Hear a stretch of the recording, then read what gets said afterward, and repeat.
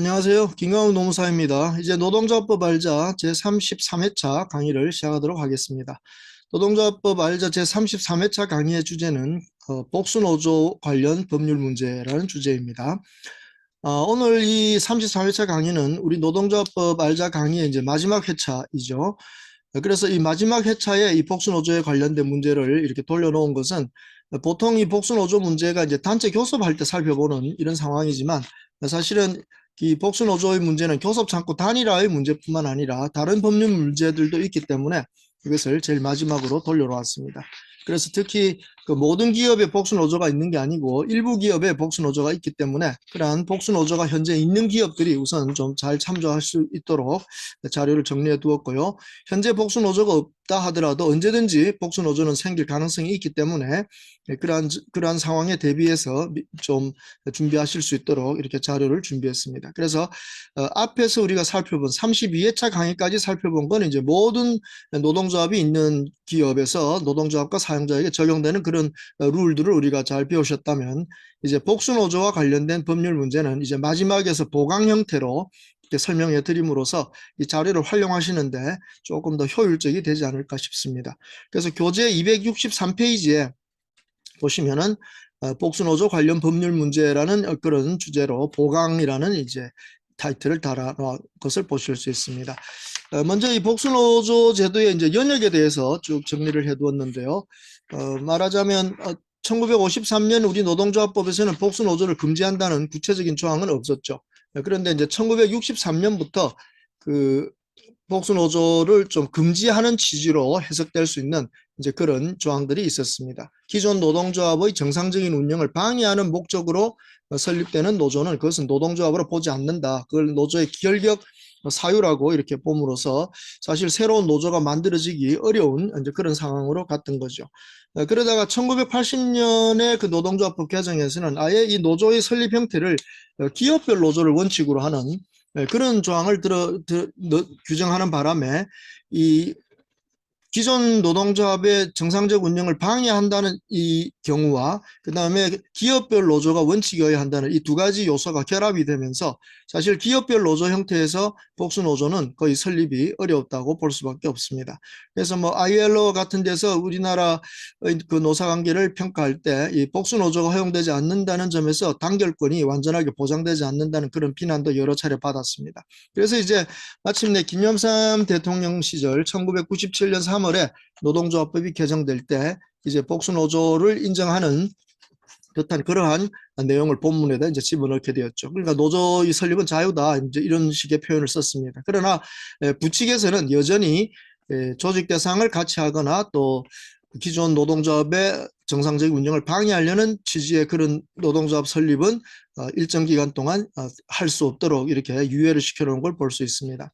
사실 1997년 그 노동조합법 개정에서 두 가지 중요한 문제가 있었죠. 한 가지는 노조 전임자한테 임금을 지급하지 않는 거, 그 다음에 또 한 가지가 이제 복수노조를 허용하는 거, 이 두 가지가 이제 아주 중요한 개정이었는데 이게 워낙 영향력이 큰 그런 개정이다 보니까 그때 바로 시행되지 못하고 계속 연기됐다는 것을 알고 있습니다. 13년간 연기되었죠.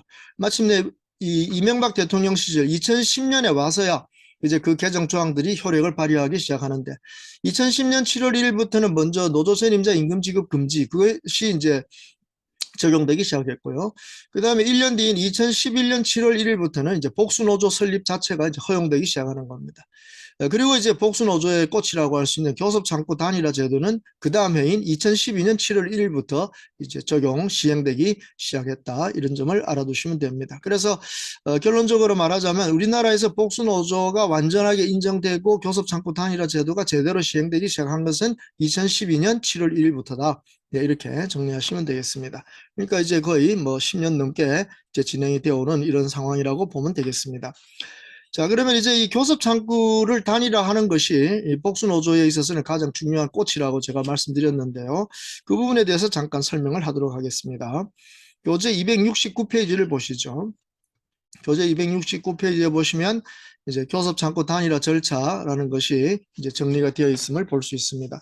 269페이지부터 시작해서 283쪽까지 283쪽까지 바로 이 교섭창구 단일화 절차에 관련된 법령, 법률과 시행령이 잘 정리되어 있음을 볼 수 있습니다. 그래서 이 양이 굉장히 많기 때문에 제가 지금 이 강의 시간에 이걸 다 일일이 설명드릴 수는 없고 간단한 요점만 잡아드리도록 하겠습니다. 우선 교섭창구 단일화 절차가 자율적으로 행하는 게 제1단계라고 할 수 있습니다. 14일 내에 이제 자율화할 수 있는데, 이 말은 무슨 말인가 하면 그 ABC 세 개의 노조가 있다고 할 때 이 ABC 세 노조가 자율적으로 이번에는 A 노조가 그러면 교섭대표 노동조합이 되도록 하자, 이렇게 자율적으로 결정한다, 이런 뜻입니다. 그래서 그것을 14일 내에 이제 결정하도록 되어 있는데, 특이한 것은 그 14일 내의 기간 동안 사용자 측에서 창구 단일화 하지 마라, 내가 개별 교섭 해주겠다, 각 노조와 각각 교섭하겠다, 이렇게 판단하고 그것을 통보하면 여기서 교섭창구 단일화 절차는 필요가 없게 됩니다. 그래서 이 자율화가 원칙이고 1단계의 창구 단일화 절차지만 그 기간 내에 사용자가 개별 교섭을 하기로 한다면 창구 단일화는 더 진행되지 않는다는 걸 알고 계시면 되겠습니다. 자, 그 다음에 이제 이렇게 자율화 단계에서 결정이 됐으면 좋은데 그것을 하지 못했을 경우 이제 두 번째 단계, 교섭창구 단일화는 이제 두 번째 단계는 과반수 노조, 과반수 노조가 있을 때에 그 교섭대표 노동조합이 된다는 것입니다. 지금 보셨던 그 자율적 결정 제1단계가 274쪽에 정리되어 있고요. 그 다음에 과반수 노조가 제2단계에서 교섭대표 노동조합이 된다는 것이 277쪽에 정리되어 있는 걸 보실 수 있을 겁니다. 그래서 이 과반수 노조도 어떤 노조 스스로가 아까 ABC 노조 중에 A 노조가 이제 600명, B 노조가 300명, C 노조가 100명, 이러면은 A 노조가 과반수인 게 분명하죠. 그래서 A 노조가 우리가 과반수 노조라고 사용자에게 통지를 하게 되면 거기에 이의가 없다면 이것은 과반수 노조로서 A 노조가 교섭대표 노동조합이 되는 것입니다. 그런데 만약에 이제 그 600명이라고 하는 노동조합원 수, A 노조가 주장하는 그 조합원 수에 대해서 다른 노조가 숫자가 그렇지 않다, 이렇게 이제 이의를 제기하는 경우가 있죠. 네. 또는 어느 노조도 과반수 노조가 아닌 경우가 있을 수 있겠죠. 네. 그렇게 되면은 이제 노동위원회에서 거기에 대한 결정을 하게 됩니다. 뭐 당연히 조합원 수를 노동위원회에서 확인해가지고 과반수 노조가 있는지 없는지 그것을 판단하게 되고, 과반수 노조가 있다면 그 노조를 교섭대표 노조로 인정해주게 되는 겁니다. 이렇게 과반수 노조를 판단할 때 재밌는 게, 어떤 근로자가 여러 노조에 가입을 했는 거예요. 자기가 여러 노조에. 그러니까 노조 가입이 자유로우니까 하나에만 가입한 게 아니고 ABC 노조 3개에도 가입하고 있을 수 있습니다. 그럼 이럴 때 조합원 수를 어떻게 세는가, 이게 문제 아닙니까? 이 점에 대해서도 우리 시행령에서는 잘 규정하고 있습니다. 거기 279쪽 보시면 가운데 박스에 바로 어떤 근로자가 여러 노조에, 다수 노조에 이렇게 가입하고 있을 때 그 조합원 수를 어떻게 세는가, 조합비를 내느냐 안 내느냐, 이런 것을 판단 기준으로 해가지고 그 숫자를 더하는 방법을 자세하게 적어 놓고 있습니다. 그래서 그 점을 법령으로 확인해 보시기 바랍니다. 자, 이제 과반수 노조가 없다라고 이제 결정이 났다. 이렇게 되면 이제 세 번째 단계로 넘어갑니다. 280쪽에 보시면 교섭창구 단일화 절차 3단계. 그래서 어떻게 한다고요? 공동교섭 대표단을 구성한다. ABC 노조, 세 노조가 공동으로 교섭 대표단을 구성합니다. 대표단이니까 이게 노동조합이 아니지만 이 경우에 공동 교섭 대표단을 교섭 대표 노동조합으로 인정한다 하는 점이 특이한 점이라고 볼 수 있습니다. 이 공동교섭 대표단도 먼저 노조가 각 ABC 세 노조가 각각 자율적으로 정할 수도 있습니다. 우리 노조에서는 몇 명, 그 B 노조에서는 몇 명, C 노조에서는 몇 명, 이렇게 교섭 대표단을 만듭시다, 이렇게 할 수도 있는데 이것도 쉽지 않습니다. 서로 뭐 많이 하려고 이렇게 하다 보니까 거기서 결정이 안 되면 결국 노동위원회에다가 이 공동교섭 대표단 결정을 해달라고 요청을 하게 되겠죠. 신청을 하면 노동위원회에서는 10명 이내 공동교섭 대표단을 구성하도록 해서 A 노조의 몇 명, B 노조의 몇 명, C 노조의 몇 명의 그 교섭 대표를 임명해라, 이런 식으로 이제 결정을 해주게 되는 것입니다. 그래서 이런 공동교섭 대표단의 할당, 위원수를 할당하는 경우에는 아마 노조의 규모에 따라서, 즉 노조의 조합원 수에 따라서 비례적으로 결정하는 것이 타당하겠죠. 그래서 그렇게 인원수 자체가 이제 나오면 각 노조는 그 인원수만큼 우리 노조에서는 어떤 사람이 그런 교섭대표위원이 된다. 교섭대표로서 나간다. 교섭위원으로서 나간다. 이런 것을 결정해서 사용자에게 통보하면 되겠습니다. 그래서 여기까지 공동교섭대표단이 이제 만들어지게 되면 어떤 식으로든 이제 창구 단일화가 이루어지는 것을 볼 수 있습니다. 그래서 우리 노동조합법을 잘 보면요. 그 2010년부터 이제 교섭창구 단일화 문제를 실제로 이제 법령으로 이렇게 만들었는데 그 이전부터 이제 여기에 대해서는 많은 연구를 했던 것 같습니다. 1997년 그 법 개정 때 이 교섭창구 단일화 절차에 관련된 문제를 노동부에서 이제 조사 연구하도록 이렇게 했기 때문에 그 점에 대해서는 충분한 연구가 있었던 것 같습니다. 제가 지난번에 말씀드렸지만 근로시간 면제 제도는 갑자기 이제 만들어진 거지만 이 교섭창구 단일화 제도는 사실은 1997년 노동조합법 개정 때부터 이제 이 점에 대해서는 준비가 되어 있었습니다. 그래서 잘 살펴보면 전 세계의 이 복수노조의 교섭창구를 어떻게 단일화하는가 하는 이런 점들을 다 같이 이제 살펴본 것 같습니다. 제가 알기로는 이제 일본 같은 경우는 아주 자율적입니다. 뭐 교섭 창구를 단일화할 의무도 없고요. 그래서 노동조합이 개별 교섭하고 싶으면 개별 교섭하고 아니면 노동조합들끼리 뭉쳐가지고 교섭을 하고 싶으면 그렇게 창구 단일화 해가지고도 할 수도 있는 그런 방식이고요. 미국 같으면 이제 거기가 이제 과반수 노조를 이제 선출하는 그러한 절차를 밟습니다. 그래서 단체 교섭을 하려고 하는데 한 사업장 안에 여러 복수 노조가 있는 경우 이 복수 노조에 속한 모든 조합원들이 투표에 참가해서 그 투표에서 과반수를 득표하는 노동조합이 바로 이 교섭 대표로서 나가게 되는 겁니다. 1년간의 이제 그 지위가 인정되도록 그렇게 되는 걸 볼 수 있습니다. 그래서 이 과반수 노조가 교섭 대표가 된다는 것은 이제 미국식 스타일이라는 걸 알 수가 있습니다.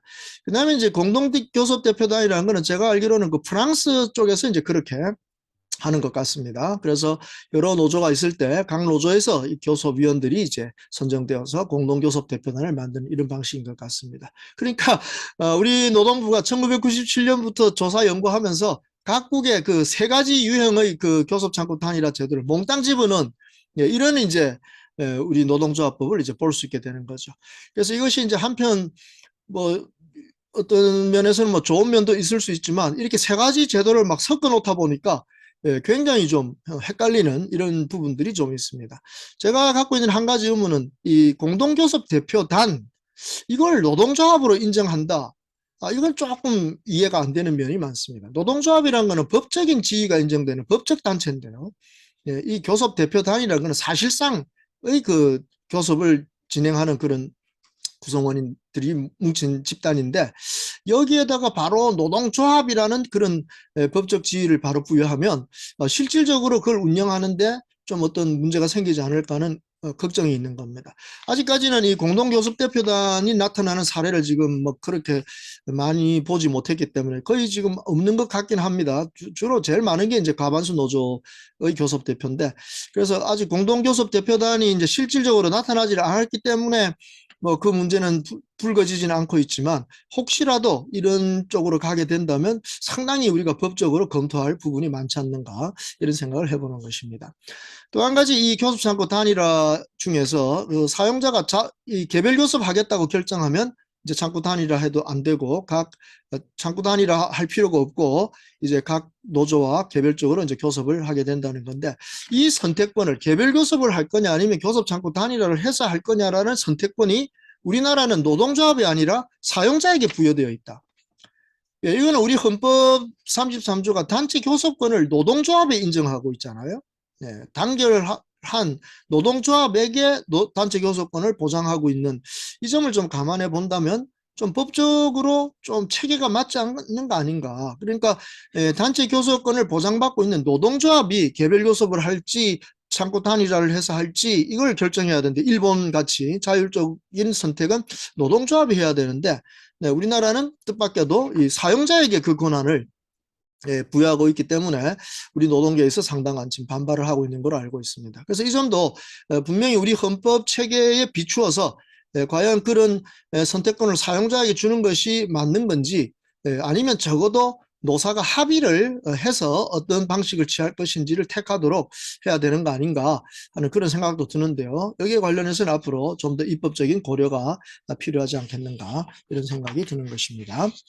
자, 어쨌든 이런 교섭 창구 단일화 절차를 통해 가지고 이제 교섭 대표 노동조합이 이제 결정되거나 확정되면 284페이지에 가시면 그 교섭 대표 노동조합의 지위가 법적으로 인정되겠죠.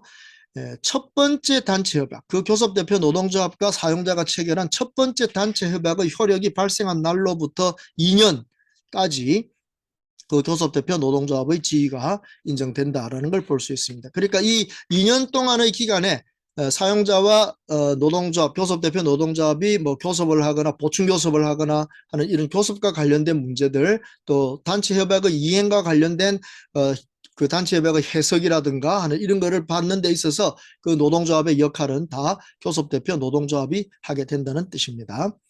다만 이 교섭 대표 노동조합이 결정된 날로부터 1년 이내에 만약 사용자하고 단체 협약을 체결하지 못하면 이러면 교섭 대표 노동조합의 지위를 계속 유지하기가 곤란하죠. 아주 다른 교섭 대표 노동조합이 아니라서 단체 교섭에 참가하지 못한 다른 노동조합에 대해서는 좀 불이익을 주는 것이 될 수가 있습니다. 그래서 1년 동안 만약 단체 협약을 체결하지 못한다면 이제 그 지위를 인정하지 않고 다른 노동조합, 교섭 대표 노동조합이 아니었던 다른 노동조합들이 다시 교섭을 요구하게 되고, 그렇게 되면 거기서부터 다시 교섭 창구 단일화 절차가 시작된다는 점, 이 점을 알아두시면 되겠습니다. 자, 그리고 이제 이 교섭 대표 노동조합은 그 교섭과 관련된 이 점에서 대표권을 갖고 있는 것 뿐이죠.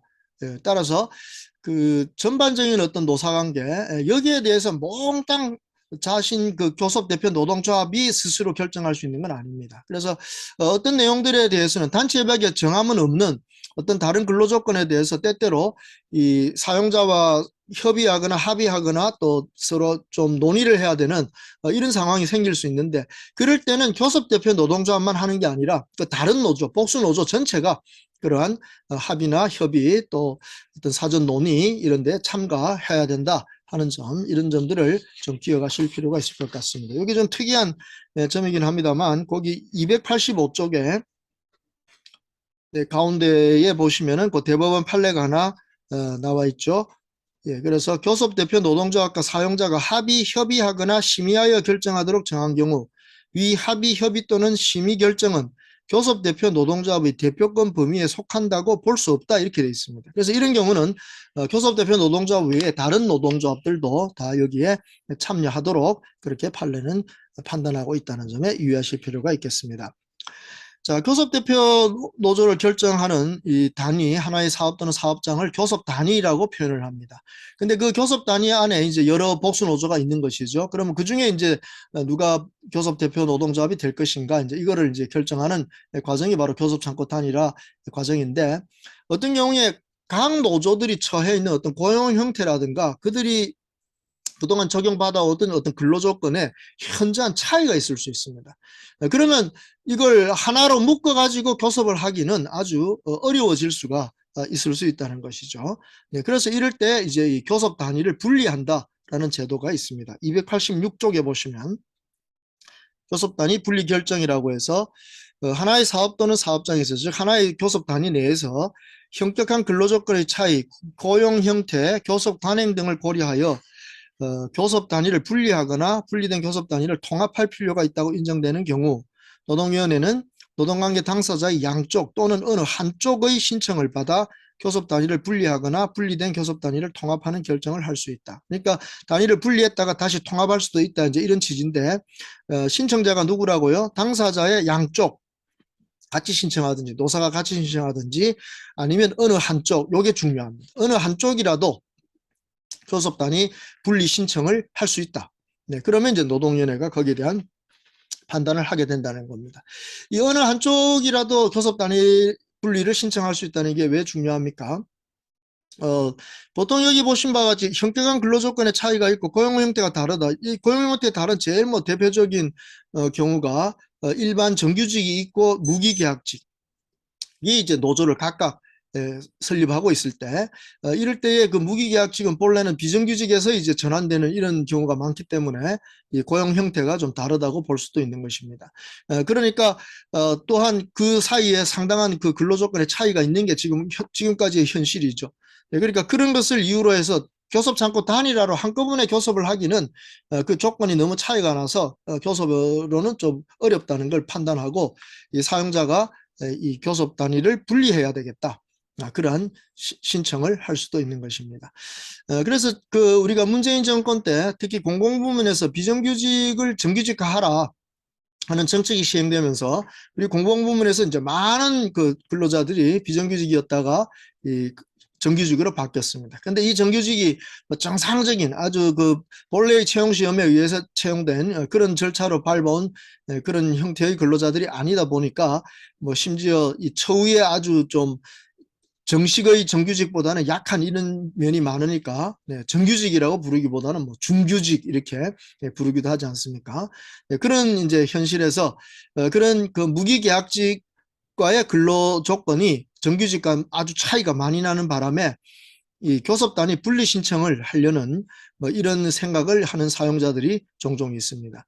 근데 한편 생각해 보면요, 이 무기계약직이 별도로 노조를 만들게 된 이유가 뭘까요?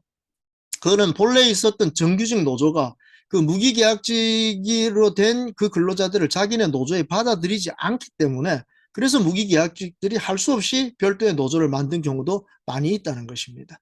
이것은 무엇을 뜻합니까? 정규직 노조와 또 무기계약직 노조 사이에서는 처음부터 아주 근로조건에 현격한 차이가 있는 이런 경우라는 거죠. 그럼 사용자가 여기서 할 수 있는 게 교섭단위 분리 신청을 할 수도 있겠지만 사용자로서는 어떤 면에서는 조금 더 적극적으로 이런 노사관계를 끌어가시려는 사용자라면 이런 경우에 개별 교섭을 결정하는 것이 더 좋습니다. 그러니까 정규직 노조와 그 무기계약직 노조 사이에 현격한 근로조건의 차이가 현실적으로 존재하고 있기 때문에 이런 경우에는 창구 단일화를 통해서 하나의 교섭을 하겠다는 것보다는 각각 그 노조에 대해서 개별 교섭을 선택함으로써 오히려 거기에 맞는 그런 근로 조건들을 정해갈 수 있지 않겠는가 이렇게 보는 것입니다. 그래서 저는 이 교섭단위 분리 신청을 해가지고 뭐 그 결정을 받을 수도 있겠지만 그것을 입증하는 요건들, 절차들이 좀 까다롭기 때문에 제가 뭐 컨설팅하는 이런 기업들에 대해서는 주로 이런 경우는 이제 개별 교섭을 하는 것이 낫지 않겠는가. 그래서 필요하다면 나중에 교섭창구 단일화를 또 요구해도 되는 거니까 그건 그때 가서 판단하면 된다는 것이죠. 근데 교섭단위 분리는 한번 해놓으면은 또 나중에 이제 통합을 시키려고 하면 다시 그것도 통합 결정을 또 받아야 되니까 그런 조금은 좀 복잡한 절차를 거쳐야 되는 것이 아닌가. 제 개인적인 생각은 그렇습니다. 그래서 이렇게 근로조건이 현격한 차이가 나는, 즉 정규직과 무기계약직과 같은 뭐 분명한 그 현실적인 근로조건의 차이가 있는 이런 곳에서는 교섭단위 분리 신청도 할 수 있겠지만 그러나 그는 노동위원회가 받아줄지 안 받아줄지 그건 두고 봐야 되는 문제입니다. 그러나 사용자 측에서 개별 교섭을 선택을 해버리면 현재 이제 사용자에게 인정되는 권한이니까 개별 교섭을 선택하는 것이 오히려 더 실용적이 아니겠는가 그런 생각을 해봅니다. 사용자들은 그렇게 이야기하죠. 야, 그러면 뭐 맨날 교섭만 하다가 끝나는 거 아니냐 이러지만 뭐 우리 노무 전문 담당 그 직원들이 있기 때문에 그런 교섭만 하는 것이 그들의 업무니까 그렇게 한다고 해서 크게 어려움은 없을 것이고요. 또 교섭이라는 건 자꾸 해보면 정규직하고 교섭을 여러 번 했으면 또 그렇게 오래 할 거 없죠. 너무 힘들게 할 필요 없습니다. 그러니까 무기계약직하고 이제 새로운 노조가 되는 경우가 많으니까 이제 그런 노조들하고 어떤 조건들을 이제 새로 설정하는데 항상 이제 정규직하고 비례해서 어떤 비례 조건의 근로 조건을 정한다는 이런 원리를 따라가신다면 그 교섭 자체도 그렇게 어렵지는 않습니다. 그래서 우리 교섭 유형에서 보면 이제 패턴 교섭이라고 해가지고 정규직과 그동안 해오던 교섭의 그 내용들이 있다면 이제 그 내용 중에서 그 무기계약직 노조에게 적용할 수 있는 부분들 그리고 적용할 수 있는 비율들 이런 것만 서로 교섭하신다면 그 교섭도 그렇게 어렵지만은 않을 것입니다. 뭐 아시겠지만 지금 현재 그런 정규직 노조와 무기계약직 노조 이렇게 해가지고 비정규직 노조 뭐 이렇게 해가지고 그 복수 노조 형태가 있는 많은 기업들 또 공공부문 이런 데서는 이런 개별 교섭을 통해서 각각 그 문제들을 잘 해결해 가고 있고 그것이 아주 이제 무난한 방법으로 가고 있음을 볼 수 있습니다. 물론 이제 비정규직 노조 중에 좀 강성인 노조가 이제 똑같이 해달라고 이렇게 요구를 하는 바람에 예산상 그게 이제 받아들이기 어려운 이제 이런 데서는 조금 서로 힘들겠지만 어쨌든 개별 교섭을 통해서 각각의 그 조건들을 정리해 나가는 것이 오히려 더 합리적이고 훨씬 더 실용적이라는 거 이런 것을 많이 볼 수가 있습니다. 그런 점들을 참고하셔서 판단하시기 바랍니다. 자, 이렇게 교섭창구 단일화를 통한 교섭대표 노동조합이 이제 있을 때 이 교섭대표 노동조합이 반드시 유의해야 될 점이 한 가지 있죠. 그게 288쪽에 이 공정대표 의무라고 하는 겁니다. 교섭대표 노동조합이라고 해가지고 자기 노동조합, 그 ABC 아까 노조 제가 예를 들었는데 예를 들어서 A가 교섭대표 노동조합이 됐다고 합시다. 그러면 이 교섭대표 노동조합은 A만을 위한 교섭을 하는 게 아니라는 거죠. 이 경우 B와 C가 실제 교섭에는 참가 못하지만 그 교섭창구 단일화 절차에 참가했었기 때문에 이 교섭대표 노동조합은 그 B와 C 노동조합원도 대표하고 있다. 이것을 잘 아셔야 됩니다. 이걸 공정대표 의무라고 얘기하는 겁니다. 원래 이 공정대표 의무라는 말이 제일 처음에 사용되는 그 법적인 상황은 이 정리해고할 때입니다. 정리해고를 할 때 생각해 보세요. 과반수 노조가 있다면 그 과반수 노조가 근로자 대표가 되지 않습니까? 그러면 자 과반수 노조가 근로자 대표가 되었습니다. 그러면 이 과반수 노조가 사용자하고 정리해고 대상자를 협의할 때 노조원은 싹 빼고 비노조원만 정리해고 대상으로 삼는다. 그러면 그게 정당할까요? 전혀 정당하지 않습니다. 그거는 그 대상을 정하는 데 있어서의 어떤 균형, 형평성 이걸 위반하고 있는 겁니다. 공정하지 못한 겁니다. 바로 이럴 때 이 과반수 노조인 근로자 대표이기 때문에 전체 근로자, 조합원이든 비조합원이든 전체 근로자를 대표하고 있다는 것을 잊지 마셔야 돼요. 그래서 정리해고 대상자를 정할 때도 우리 조합원은 빼고 비조합원에서 대상을 잡자 이러면은 바로 그 정리해고에 있어서의 과반수 노조인 근로자 대표가 공정대표 의무를 위반한 것이 되어가지고 그 정리해고는 무효가 될 수가 있다는 겁니다. 대상 선정이 잘못됐다 이 말입니다. 여기에서 우리가 공정대표 의무라는 말을 처음 쓰게 되는데 바로 이 자신이 대표 노동조합이 되었다면 교섭대표 노동조합이 되었다면 자기 노동조합만을 위한 그런 근로조건을 정하는 게 아니라 B와 C 다른 교섭에 참가하지 못한 다른 노조의 조합원들을 위한 전반적인 그런 근로조건을 정해야 한다. 이거를 공정대표 의무라고 하는 겁니다. 그래서 원칙적으로 이 공정대표 의무라고 하는 거는 이 교섭대표 노동조합에게 부과되는 그런 중요한 의무라고 볼 수 있고 이 공정대표 의무를 잘 지켜줘야만 왜 교섭창구 단일화가 되어서 다른 노조는 교섭에 참가 못하는데도 교섭대표 노동조합이 그 교섭을 해서 단체 협약을 체결한 게 정당한가? 이것을 보장해주는 기반이 되는 것입니다. 공정대표 의무를 잘 지킬 때 교섭대표 노동조합의 단체 교섭권이 정당성이 확보된다. 바로 이런 뜻인 것이죠. 그래서 이 점에서 이 공정대표 의무는 사실은 제 생각으로는 이 그 교섭대표 노동조합에게만 이거를 물어야 하는 거 아닌가 싶은데 우리 법은 보시다시피 교섭대표 노동조합과 사용자는 이래가지고 사용자까지 공정대표 의무가 있는 것으로 이렇게 해가지고 이게 상당히 헷갈리게 이렇게 되어 있습니다.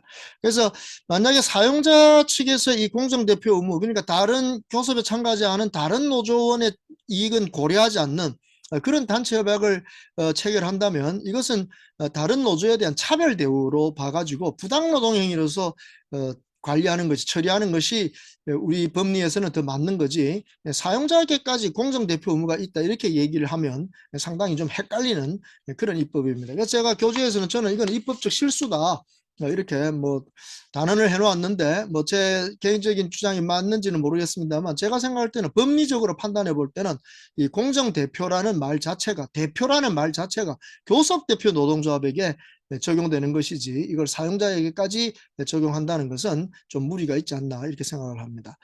290쪽에 보시면 이 공정대표 의무에 대한 그 법적인 취지, 그 중요성에 대해서 우리 대법원 판례가 이렇게 표현하는 걸 잘 보시기 바랍니다. 290쪽 위쪽에 공정대표 의무는 헌법이 보장하는 단체 교섭권의 본질적 내용이 침해되지 않도록 하기 위한 제도적 장치로 기능하고 교섭대표 노동조합과 사용자가 체결한 단체 협약의 효력이 교섭창구 단일화 절차에 참여한 다른 노동조합에게도 이 교섭은 참가 못했지만 교섭 창구 단일화 절차에는 참가한 그런 다른 노동조합에게도 미치는 것을 정당화하는 근거가 된다 이렇게 돼 있습니다. 그래서 단체협약의 내용에서도 공정성을 지켜야 되고 또 그 단체협약을 이행하는 과정에서도 공정성을 지켜야 된다. 준수해야 된다. 이렇게 대법원 판례는 판단하고 있습니다. 그래서 이 법리를 잘 보시면 공정대표 의무가 바로 교섭대표 노동조합이 체결한 단체 협약의 정당성을 확보하는 그런 근거가 되는 것이라는 점에서 매우 중요합니다.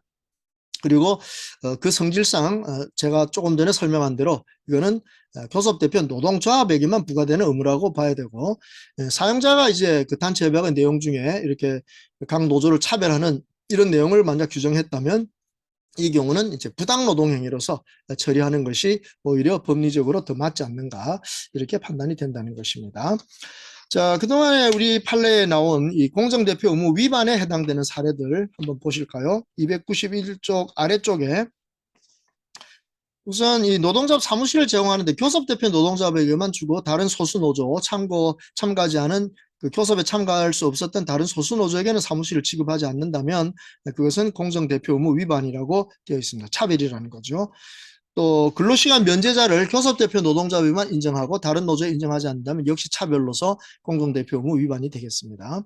그 다음에 292쪽에 가보시면 네, 아까도 잠깐 언급이 나왔지만 그 단체 협약에서 결정하지 않은 다른 근로조건에 관련 내용들을 합의, 협의 또는 심의 결정할 수 있도록 되어 있을 때 이 경우는 교섭대표 노동조합만 하는 게 아니라 다른 노동조합도 다 같이 참여해야 된다 하는 요점을 좀 유의하실 필요가 있죠. 만약 그렇게 하지 않는다면 이것은 역시 차별로서 공정대표 의무에 위반한다 이렇게 설명하고 있습니다. 또 재밌는 판례가 그 밑에 나오네요.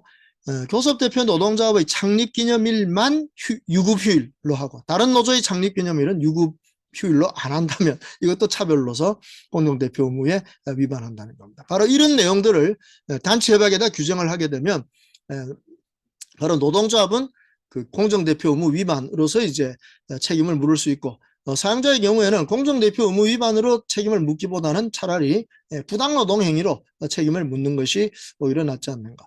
부당노동행위에 본다면 차별이라면 이것은 불이익 취급으로서 볼 수 있고 또 한 가지는 그 차별을 통해 가지고 소수노조를 좀 어떻게 간섭하려는 소수노조에 대해서 압력을 가하려는 이런 취지로 사용자가 그런 식의 단체 협약을 체결했다고 한다면 이건 지배 개입의 부당노동 행위가 될 수밖에 없다는 것이죠. 그래서 이렇게 부당노동 행위로서 처리하는 것이 오히려 더 법리적으로는 더 정확하지 않은가 싶어서 292쪽에서는 이 복수노조와 부당노동행위라는 주제에서 바로 그런 점들을 다시 한번 다루고 있습니다. 그래서 이 공정대표 의무 위반 이 부분은 주로 노동조합에 대해서 이제 묻게 되고 거기에 대해서 이제 시정 신청을 하는 방식으로 이제 처리가 되겠죠. 그럼 사용자도 뭐 시정 신청을 한 그 노동조합의 신청에 따라서 노동위원회가 시정 명령이 내려오면 사용자도 거기 그냥 따라가 주면은 뭐 사용자는 별 큰 타격이 있는 게 없습니다.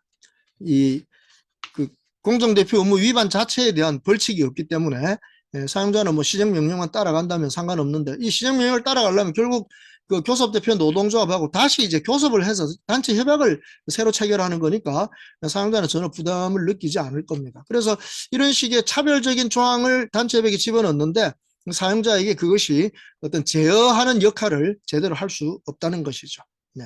그러니까 사용자에 대해서는 오히려 부당노동행위로서의 불이익 지급 또는 지배 개입의 책임을 묻는 것이 사용자에게는 더 엄격하게 그런 차별에 대한 책임을 이제 물을 수 있는 것이니까 그 방식이 더 바람직하지 않는가 이렇게 볼 수 있다는 것입니다.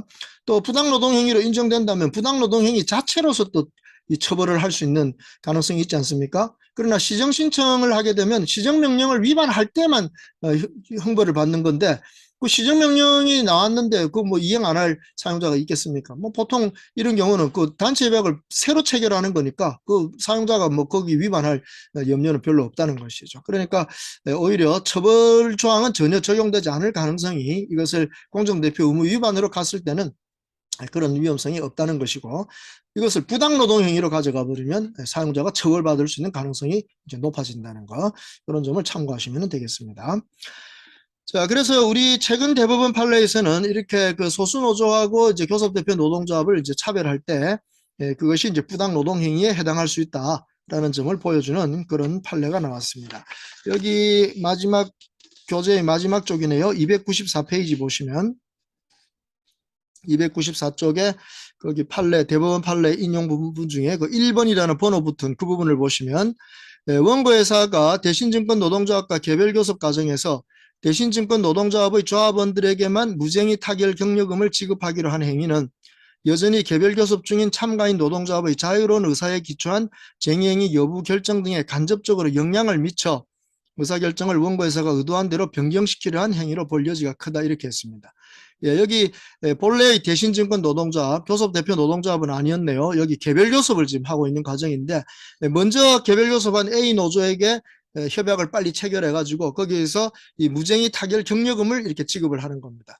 그래서 이제 도장 찍기 전에 그 타결안을 이렇게 이제 보여주니까 이 A 노조가 B 노조, 아직은 이 대신증권 노동조합이 아닌 다른 산별 노조의 지부 형태로 있는 이런 노조에다가 그 타결안을 보여주면서 우리는 이런 유리한 조건을 받고 있다. 그러니까 우리 노조로 오는 게 좋지 않느냐 하는 이런 식의 그 노조 가입 유치를 하는 이런 일들이 벌어졌다는 거죠. 예, 그럴 때 사용자가 그 A 노조에 대해서 이렇게 어떤 유리한 조건 이것을 인정해주고 아직 단체백이 체결되지 않은 노조원들에 대해서는 이 조건을 적용해주지 않는 이런 식의 사고방식은 말하자면 그 노조에 대해서 지배 개입하려는 간섭하려는 그런 의도를 내비치고 있다는 것입니다. 그래서 이렇게 해서 복수노조와 관련된 법률 문제들을 살펴보았습니다. 교섭창구 단일화 절차를 살펴보았고 교섭대표 노동조합으로 인정되었을 때 그 지위에 대해서 2년간 지위가 인정된다는 점 살펴보았습니다. 만약에 1년 내에 단체협약 체결하지 못하면 새롭게 교섭창구 단일화 절차가 시작될 수 있다는 점도 말씀을 드렸습니다. 그리고 교섭대표 노동조합의 경우에 제일 중요한 의무가 공정대표 의무라고 했죠. 근데 현재 법에서는 사용자에게도 그것을 같이 이제 인정하고 있는데 법리적으로 볼 때는 공정대표 의무는 교섭대표 노동조합에게 부과하고 사용자 측에 대해서는 그러한 어떤 차별 행위가 있을 때에는 부당 노동 행위로서 처리할 수도 있다는 거, 그런 법리들을 설명해 드렸습니다. 그래서 설명을 들어보시고 여기 교재 내용들을 찬찬히 잘 읽어보신다면 이제 그러한 내용들이 어떤 의미를 갖고 있는지 알게 될 것입니다. 현재 복수노조가 있는 기업에서라면 여기 교재 내용을 정말 잘 읽어보시고 우리 회사와 어떤 관련이 있는가, 그래서 잘 판단을 하시기 바랍니다. 다시 말씀드리지만 현재 복수노조가 없는 기업도 언제든지 복수노조는 발생할 수 있으니까 그런 점에 대비해서라도 이 교재의 내용들을 또 한번 확인해 보시기 바랍니다. 여기 관련된 법령이 굉장히 복잡하고 깁니다. 그렇기 때문에 그 법령을 이제 법령대로만 읽으려고 하면 얼른 좀 눈에 안 들어올 경우가 있습니다. 그래서 이 교재에서는 약간은 좀 풀어 놓았기 때문에 이 교재를 통해서 쭉 읽어보시면은 그 법령의 의미가 무엇인지 이런 점들을 좀 확인하실 수 있지 않겠나 싶습니다. 그렇게 참고하시면 되겠습니다. 자, 이렇게 해서 33회차 강의 복수노조와 관련된 법률 문제를 다 살펴보았습니다. 정말 30회로 끝나려고 했던 게 이게 33회차까지 늘어나면서 노동조합법 알자 강의를 쭉 마치게 되어서 정말 대단히 기쁜 마음이네요.